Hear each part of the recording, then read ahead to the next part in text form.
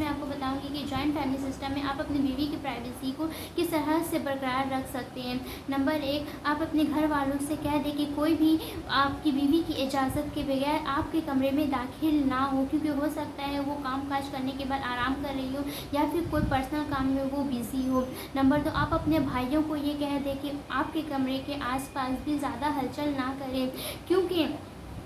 اور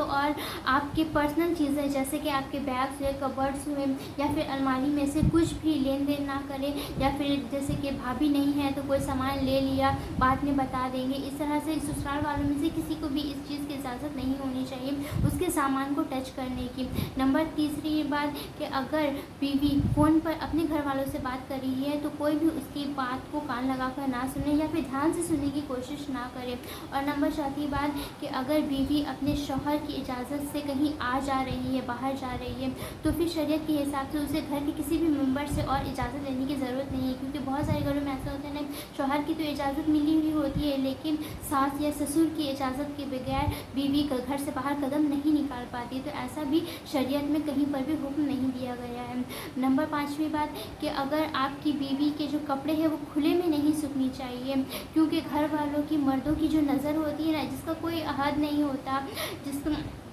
انسان کی سوچ کی کوئی لمٹ نہیں ہوتی، اس لیے ایسا انتظام کر کے دیں جو گھر کی بہو ہے یا جو آپ کی بیوی ہے اس کو ایک ایسا پرسنل یا سیپریٹ جگہ دیں جہاں پر اس کے کپڑے سوکھ رہے ہیں، دھل کر سوکھ رہے ہیں اور جہاں پر گھر کے مردوں کی نظر نہیں پڑ رہی ہے، تو ایسا ایک انتظام کر کے دینا ہوگا۔ اور علماء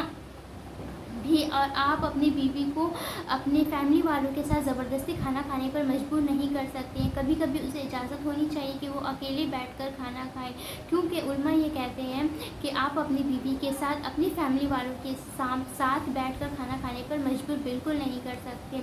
اور سب سے مین بات کہ یاد رکھیں، کسی بھی علماء نے یا کسی بھی بزرگان دین نے یا پھر ہمارے محمد مصطفیٰ صلی اللہ علیہ وسلم خود بھی کبھی بھی جوائنٹ فیملی سسٹم میں نہیں رہے، اور جوائنٹ فیملی سسٹم ایک ناپسندیدہ عمل ہے ہمارے اسلام میں۔ اگر کوئی ایسا کر رہا ہے تو اسے ان سب چیزوں کا خاص خیال رکھنا ہوگا۔ اور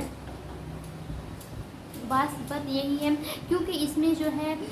بیویوں کے جو حقوق ہے وہ بہت زیادہ دب جاتے ہیں، اس کو وہ پرائیویسی نہیں مل پاتی، اس کے جو حقوق ہوتے ہیں وہ اس کو نہیں مل پاتے۔ اور نبی کریم صلی اللہ علیہ وسلم نے یہ فرمایا کہ تم میں سے بہتر انسان، تم میں سے اچھا انسان وہی ہے جو اپنی بیوی کے ساتھ اچھا ہے۔ بات سمجھ میں آئی؟ ویڈیو کافی زیادہ امپورٹنٹ ہے، اس لیے اپنے فیملی ممبرس کے ساتھ شیئر ضرور کیجیے گا۔